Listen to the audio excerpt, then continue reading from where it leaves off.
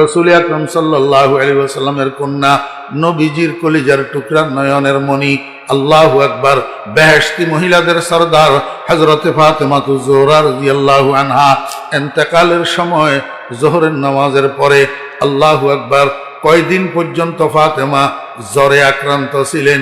যেদিন ইন্তেকাল হইবেন রোজা ছিল ফাতেমা। আল্লাহু আকবার। আগের রাত্রে নবীজিকে স্বপ্ন দেখছে, নবীজিকে স্বপ্নের মধ্যে দেখছে গভীর রাত্রে মুহাম্মদুর রাসূলুল্লাহ সাল্লাল্লাহু আলাইহি ওয়াসাল্লাম ফাতেমার ঘরে ঢুকি অন্ধকারের মধ্যে কি যেন তালাশ করে। ফাতেমা স্বপ্নের ভিতরে নবীজিকে জিজ্ঞাসা করে, আব্বা, এই অন্ধকারের ভিতরে আপনি কাকে তালাশ করেন, কি তালাশ করেন? নবীজি কয়, মা, তোমাকে তালাশ করতেছি একটা সংবাদ দেওয়ার জন্য। ফাতেমায় কয়, আব্বা, কি সংবাদ? এগুলা সব স্বপ্নের মধ্যে হইতে আছে। ফাতেমায় কয়, আব্বা, কি সংবাদ? মুহাম্মদুর রাসূলুল্লাহ সাল্লাল্লাহু আলাইহি ওয়াসাল্লাম স্বপ্নের মধ্যে ফাতেমারে কয়, ও মা, আগামী দিন তো রোজা, তুমি তো রোজা রাখবা আগামী দিন, সেহরি করবা আলীর সাথে, তোমার স্বামীর সাথে, স্বামীর দস্তরখানে। কিন্তু আগামী দিনের রোজা শেষে ইফতার করবা আব্বাজানের সাথে জান্নাতের দস্তরখানে। আমার ভাইরা, দোস্তাবাব, স্বপ্ন দেখি ঘুম ভাঙি গেছে। হযরতে ফাতেমা রাদিয়াল্লাহু আনহা বিচলিত হইয়া গেছেন, এটা কি দেখলাম? যথা সময়ে সেহরির সময় হয়েছে। হযরতে আলী রাদিয়াল্লাহু আনহু ঘুম থেকে উঠছেন, স্বামী স্ত্রী দুজনে সেহরি করছেন। কিন্তু ফাতেমা আলীর স্বপ্নের কথা কয় না, কারণ এই স্বপ্নের কথা কইলে আলীর সেহরি খাওয়া আর হবে না, এটা ফাতেমা বুঝে, এই জন্য কয় না। দুজনে সেহরি খাইছে। সেহরি খাওয়ার পরে হযরতে আলী রাদিয়াল্লাহু আনহু মসজিদে চলে গেছেন ফজরের নামাজ পড়ার জন্য। ফাতেমা রাদিয়াল্লাহু আনহা ঘরের কোনায় যায় নামাজ বিছাইয়া ফজরের নামাজ পড়ছেন। ফজরের নামাজ পড়ি নামাজের মুসল্লা থেকে উঠি রান্নাঘরে ঢুকছেন। রান্নাঘরে যাই একসাথে কয়েকটা কাম শুরু করছে। এক নম্বর, হাসান হুসাইন রাদিয়াল্লাহু আনহুমা, ছোট্ট ছোট্ট দুই শিশু বাচ্চা, এই দুজনের পরিধেয় যত কাপড় চোপড় ছিল সবগুলারে একটা বালতির মধ্যে ভিজাইছে ধোয়ার জন্য। ও বেরা দোস্ত আবাব, চুলার ভিতরে আগুন জ্বালাইছে, বড় একটা হান্ডির মধ্যে পানি দিয়া এই পানি গরম করতে আছে আগুনের উপর। অন্যদিকে বড় একটা ডিশের মধ্যে বেশি পরিমাণে কতগুলা আটারে পানি দিয়া গুলি খামির বানাইতেছে রুটি বানানোর জন্য। এই মুহূর্তে হযরতে আলী রাদিয়াল্লাহু আনহু মসজিদের থেকে আসছে, আসি ঘরে ঢুকছে। ঘরে ঢুকি দেখে ফাতেমার নামাজের মুসল্লা খালি, নামাজের মুসল্লায় ফাতেমা নাই। হযরতে আলী আশ্চর্য হইয়া গেছেন, ব্যাপারটা কি? আমি তো জীবনেও কোনোদিন দেখি নাই ফাতেমা ফজরের নামাজের মুসল্লা থেকে ইশরাকের নামাজ না পড়িয়া মুসল্লা ত্যাগ করছে, জীবনেও দেখি নাই। আজকে তো আরো ফাতেমা অসুস্থ। বিগত কয়েকদিন থেকে ফাতেমার গায়ে জ্বরে আক্রান্ত। ফাতেমা এই ব্যতিক্রমধর্মী কাজ কেন করলো? নামাজের মুসল্লা থেকে ইশরাক না পড়ি কেন উঠলো? নিশ্চয় কোনো কারণ আছে। গেল কই? ঘরের মধ্যে তালাশ করে দেখলো ফাতেমা ঘরের মধ্যে নাই। শেষে হযরতে আলী রাদিয়াল্লাহু আনহু রান্নাঘরে যাইয়া ঢুকছে, দেখে ঠিকই রান্নাঘরে ফাতেমা আছে, কিন্তু অনেকগুলা কাজ লইয়া ব্যস্ত। হযরতে আলী রাদিয়াল্লাহু আনহু কয়, ফাতেমা, এটা কি আশ্চর্য কথা! আমি তো জীবনেও কোনোদিন তোমাকে, আল্লাহু আকবার, ফজরের নামাজের পরে ইশরাক না পড়িয়া নামাজের মুসল্লা থেকে উঠতে দেখি নাই।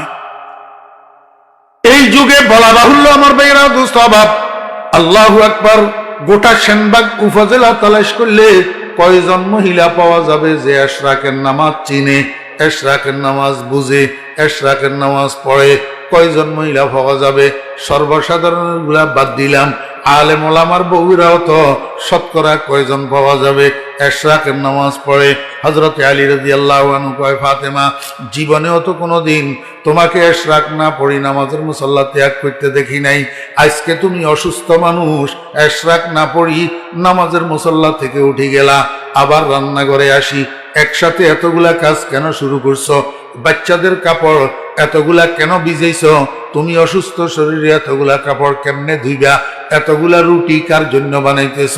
আমরা সবাই মিলি 3 দিন খাইলেও তো শেষ হবে না এতগুলা রুটি, কেন বানাইতেছ? এতগুলা বেশি পরিমাণ এতগুলা পানি কেন গরম করতেছ কার জন্য? ফাতেমা কয়, আলী আমি গত রাত্রে একটা স্বপ্ন দেখছি, আপনার সেহরি খাওয়া হবে না, এই জন্য বড় রাত্রে আপনাকে বলি নাই। আমি গত রাত্রে একটা স্বপ্ন দেখছি। কয় কি স্বপ্ন দেখছ? কয় আমি স্বপ্ন দেখছি আমার আব্বাজান আল্লাহু আকবার আমার ঘরের মধ্যে অন্ধকারের ভিতরে আসি হাঁটে। আমি জিজ্ঞেস করলাম, আব্বা এই অন্ধকারে আপনি কাকে তালাশ করেন? আব্বাজান কয়, ফাতেমা তোমারে তালাশ করতেছি একটা সংবাদ দেওয়ার জন্য। সংবাদটা হইল আগামী দিন তো রোজার একবার রোজার দিন, তবে সেহরি করবা তোমার স্বামীর সাথে, আর রোজা শেষে ইফতার করবা আব্বাজানের সাথে জান্নাতের দস্তরখানে। আব্বাজান এই কথা আমাকে স্বপ্নের মধ্যে বলি চলে গেছে। হযরতে আলী রাদিয়াল্লাহু আনহু এই স্বপ্ন শোনার সাথে সাথে চিৎকার মারি কান্না শুরু করছে, কারণ আলীর আর বুঝতে বাকি নাই যে ফাতেমার খাব রুয়ায়ে শয়তানি হইতে পারে না। ফাতেমার খাব রুয়ায়ে রহমানি, এটা আল্লাহর পক্ষ থেকে দেখানো খাব, এবং মুহাম্মদুর রাসূলুল্লাহ সাল্লাল্লাহু আলাইহি ওয়াসাল্লামের আকৃতি শয়তানে ধারণ করতে পারে না। বিদায় নবীজি ফাতেমার ঘরে আসি নবীজিকে বলছেন এই কথাটাও কাট্য সত্য, আগামী দিন ফাতেমার ইন্তেকাল হইয়া যাবে। যদি ইন্তেকাল না হইতো তাহলে জান্নাতে আব্বার দস্তরখানে ইফতার করতে পারতেন না। আমার বেয়েরা দোস্ত, আবার হযরতে আলী রাদিয়াল্লাহু আনহু কান্না শুরু করছে, বাচ্চা ফলার মতো হাউমাউ করে করে কাঁদে। যখন আলী কাঁদতেছে, হযরত ফাতেমা রাদিয়াল্লাহু আনহা আখের স্বামী স্ত্রীর মধ্যে গভীর মহব্বতের সম্পর্ক থাকে, আর বিশেষ করে আলী আর ফাতেমার জুটি ছিল অন্যরকম। হযরতে আলী রাদিয়াল্লাহু আনহু ফাতেমারে কলিজার টুকরার চেয়েও বেশি মহব্বত করতেন। তার প্রমাণ, ফাতেমা যখন মারা গেছে দাফনের পরে হযরত আলী রাদিয়াল্লাহু আনহু ফাতেমার কবরের কাছে ম্যাক্সিমাম টাইম ফাতেমার কবরের কাছে যাইয়া বসে থাকতেন, আর ছন্দ আবৃত্তি করি করি কাঁদতেন, হাবিবুন গাবা আন আইনি ওয়া জিসমি, হাবিবুন গাবা আন আইনি ওয়া জিসমি ওয়া আন কলবি হাবিবি লা ইয়াগিবু, হাবিবুন লাইসা ইয়াদিলুহু হাবিবুন ওয়া মা লিসাওয়াহু ফি কলবি নসিবু। ও বন্ধু, তুমি আমার থেকে অদৃশ্য হইয়া গেলা, ঠিক তুমি আমার শরীরের থেকে চোখের থেকে আড়াল হইছো এই কথা ঠিক, কিন্তু আমার দিলের থেকে আড়াল হইতে পারো নাই। আমি তো 1 সেকেন্ডের জন্য তোমাকে বলিয়া থাকতে পারি না।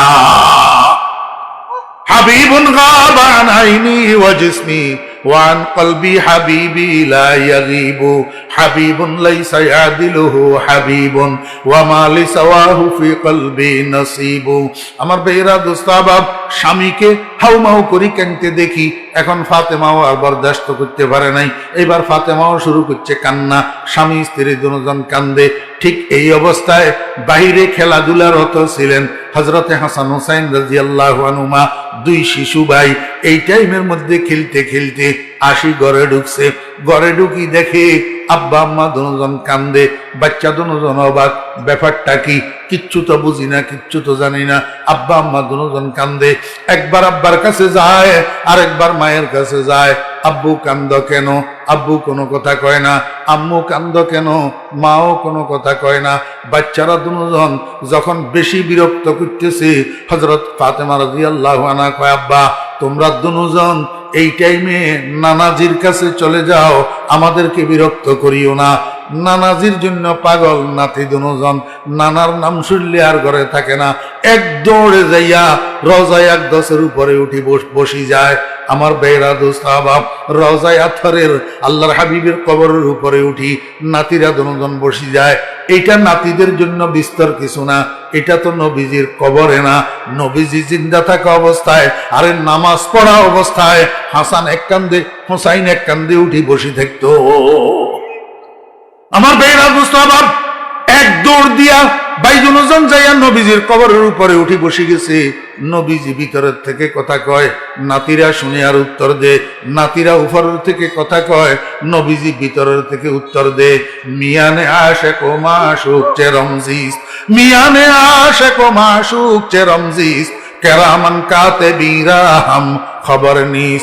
রওজায়ে আকদাসের পাশে দাঁড়াইয়া জিয়ারত করতেছে শত শত উম্মত, কেউ কিচ্ছু শোনে না।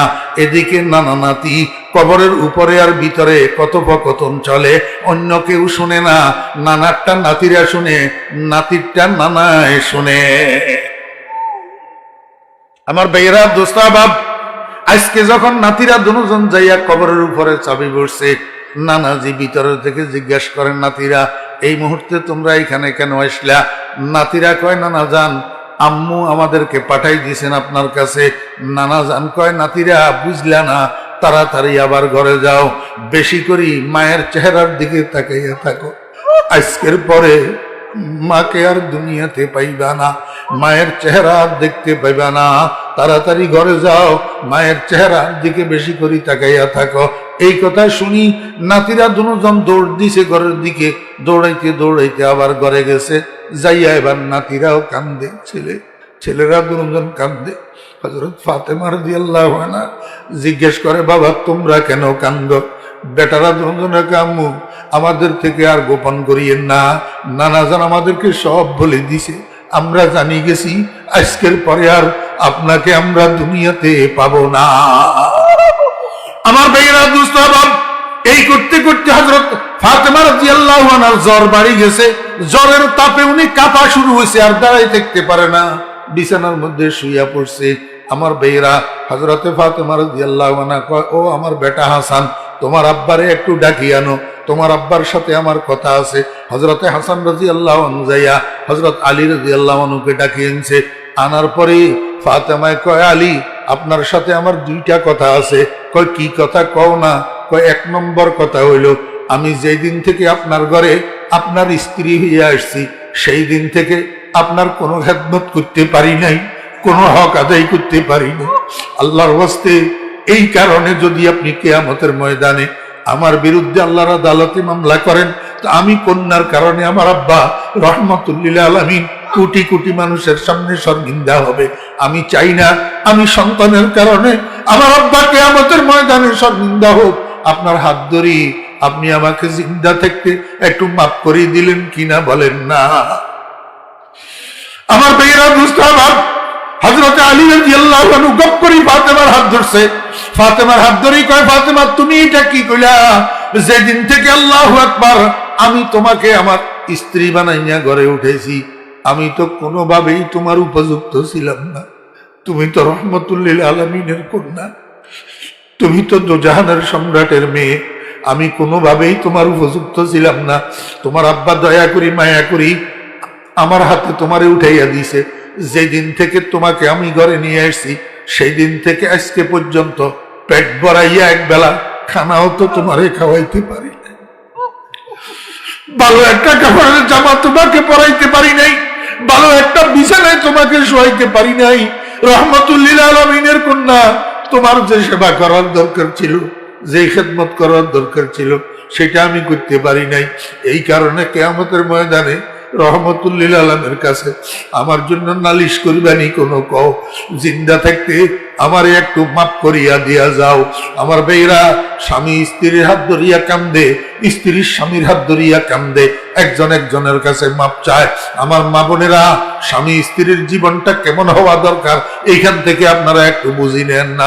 আমরা তো রাত দিন ঘরের ভিতরে স্বামী স্ত্রী ঝগড়া মারামারি আর ফিটাফিটির মধ্যে লিপ্ত থাকি। স্বামী স্ত্রীর মা বাপ ধরিয়া গালাগালি করি, স্ত্রীর স্বামীর মা বাপ ধরিয়া গালাগালি করি।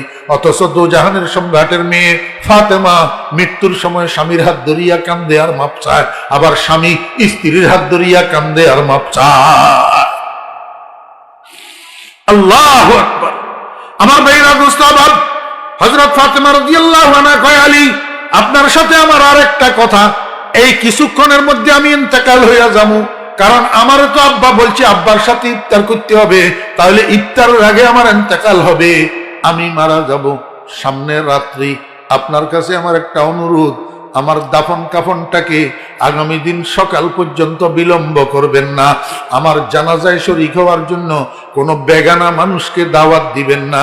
আপনারা যারা আছেন নিজেরা নিজেরা জানাজা পড়ি, নিজেরা নিজেরা রাত্রের অন্ধকারে আমাকে দাফন করে দিবেন।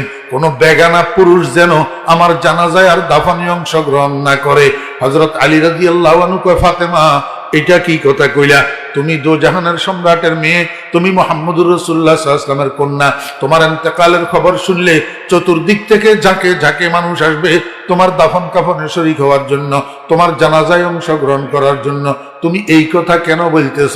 ফাতেমা কও, আলী বুঝলেন না, যারা আমার জানাজা পড়ার জন্য আসবে, যারা আমাকে দফন করার জন্য আসবে, তারা আমার খাটিয়ার দিকে তো তাদের দৃষ্টি পড়বে, খাটিয়ার উপরে আমি শোয়া থাকবো, আমার লাশের দিকে তাদের নজর পড়বে।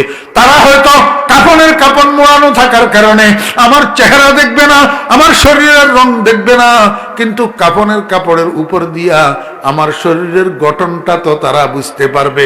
মুহাম্মদুর রাসূলুল্লাহ সাল্লাল্লাহু আলাইহি ওয়াসাল্লামের কন্যা ফাতেমা কতটুকু লম্বা ছিল, কিরকম হালকা ছিল, কিরকম মোটা ছিল, এইটুকু তো তারা বুঝতে পারবে। আমার শরীরের উপরে এতটুকু দৃষ্টি পড়া আর এতটুকু খেয়াল করা, এইটাকেও আমি পর্দার লঙ্ঘন মনে করি। ওরে ময়দানে হাসরে আল্লাহ পাক যদি আমাকে জিজ্ঞেস করে, ও ফাতেমা তুমি মুহাম্মদুর রাসূলুল্লাহ সাল্লাল্লাহু আলাইহি ওয়াসাল্লামের কন্যা হইয়া এতটুকু পর্দা লঙ্ঘন কেন কইলা, আমি আল্লাহর কাছে কি জবাব দিব? এই জন্য আমি চাই আমার মরার পরে আমার লাশের উপরে, আমার কাফনের কাপড়ের উপর দিয়াও বেগানা কোনো পুরুষের নজর যেন না পড়ে। আমার মা বোনেরা, যেই মহিলাটা দুনিয়াতে ঠিক থাকতে জান্নাতের সার্টিফিকেট প্রাপ্ত, যেই মহিলাটাকে নবীজি বলছেন জান্নাতি মহিলাদের সর্দার, যেই মহিলাটা হাসান হুসাইনের মা, যেই মহিলাটা হযরতে আলী রাদিয়াল্লাহু আনহুর স্ত্রী, এমন মহিলা যদি পর্দার ব্যাপারে এত সোচ্চার, এত সচেতন হইতে পারে, আমরা বর্তমান 1400 বছর পরের মহিলা আমরা কি পর্দা করতেছি? আল্লাহু আকবার। আমরা অহরহ অবিরতভাবে বেগানা মানুষের সাথে কথা বলি, বেগানা মানুষের সাথে দেখা করি, পর্দাহীন অবস্থায়, বোরকাহীন অবস্থায় রাস্তায় রাস্তায় মার্কেটে ঘুরা করি। আল্লাহু আকবার। অথচ আল্লাহ পাক রব্বুল আলামিন মুহাম্মদুর রাসূলুল্লাহ সাল্লাল্লাহু আলাইহি ওয়াসাল্লামের স্ত্রীদেরকে জোরে কথা না বলার জন্য, বেগানা পুরুষের কানে কথার আওয়াজ না যাওয়ার জন্য দমকাইয়া কুল করে ফেলতেছে। ইয়া নিসা আন-নবী লাস্তুন্না কাহাদিম মিনান নিসা ইনিত্তাকাইতুন্না ফালা তাখযা'না বিল কওল ফায়াতমা'আল্লাযী ফী কলবিহি মারাদ ওয়া কুলনা কাওলাম মা'রুফা। আমার ভাইয়েরা, মহিলাদের এই পর্দার জন্য 4 জন মানুষ দায়ী। কয়জন? 4 জন। 1 নম্বরে বাপ, 2 নম্বরে ভাই, 3 নম্বরে ছেলে, 3 নম্বরে স্বামী, 4 নম্বরে ছেলে। বলেন না আমার মুখে মুখে, 1 নম্বরে বাপ, 1 নম্বরে বাপ। বাপ মরে গেছে, মহিলার অভিভাবক হইছে ভাই। 3 নম্বরে স্বামী, 4 নম্বরে স্বামী মরে গেছে, মহিলার অভিভাবক হইল ছেলে। আমার ভাইরা, দোস্ত আবাব, একজন মহিলা কেন পর্দা করে না? একজন মহিলা কেন পর্দা বুঝে না? একজন মহিলা কেন পর্দা শিখলো না? এটার জন্য প্রথমত বাপ দায়ী। বাপের হাতের উপর আল্লাহু আকবার। একটা মেয়ে 10 বছর জীবন পার করার পরে আস্তে আস্তে যৌবনে পদার্পণ করছে, আস্তে আস্তে শরীর বেড়ছে। এই সময়ের মধ্যে বাপে তারে পর্দা শিখায় নাই, এই সময়ের মধ্যে বাপে তারে বোরকা চিনায় নাই, এই সময়ের মধ্যে এগানা বেগানা বাপে তারে বুঝাই নাই। এই কারণে মেয়েটা পর্দাহীন হইছে। যখন বাপের বাড়ির থেকে আল্লাহু আকবার বাপ মারা গেছে, এবার বড় ভাই হইছে গার্জিয়ান। বড় ভাইও তারে পর্দার কথা বলে নাই, বড় ভাইও তারে বোরকার কথা বলে নাই, বড় ভাইও তারে এগানা বেগানা চিনাই নাই। এবার কিছুদিন পরে বিয়ে হইছে, স্বামী হইছে তার অভিভাবক, স্বামীও তারে পর্দার কথা বলে নাই, স্বামীও তারে বোরকা চিনাই নাই, স্বামীও তারে রাস্তায় উলঙ্গ ঘুরা যাবে না এই কথা বলে নাই। কিছুদিন পরে স্বামী মারা গেছে, এবার মার দায়িত্ব গেছে ছেলের কাঁধের উপর। ছেলে হইছে সংসারের কর্তা, এই ছেলেও কোনোদিন মারে পর্দার কথা বলে নাই। আল্লাহর হাবিব জনাবে মুহাম্মদুর রাসূলুল্লাহ সাল্লাল্লাহু আলাইহি ওয়াসাল্লাম এই পর্দাহীন মহিলারা কিয়ামতের ময়দানে আল্লাহ পাকের আদালতে যখন দোষী সাব্যস্ত হবে, আল্লাহ পাক যখন জিজ্ঞেস করবে, ও মহিলা পর্দা কেন করলি না? পর্দা কেন করলি না? পর্দার হুকুম কেন মানলি না? পর্দা করা তো ফরজ ছিল, ফরজে কিফায়া না, ফরজে আইন, ফরজে আইন, ফরজে আইন। পর্দা করা ফরজে আইন, এই ফরজে আইন কেন মানলি না? তখন এই মহিলা 7 জনের বিরুদ্ধে মামলা দায়ের করবে। রব্বুল আলামিন 1 নম্বরে তো বাপে পর্দা চিনাই নাই, 2 নম্বরে ভাইয়ে পর্দা চিনাই নাই, 3 নম্বরে স্বামীও পর্দা চিনাই নাই, 4 নম্বরে পেটের সন্তানেও পর্দা চিনাই নাই। আয় আল্লাহ, এখন যদি আমাকে শাস্তি দিতে হয় তাহলে এই 7 জনের আগে শাস্তি দাও।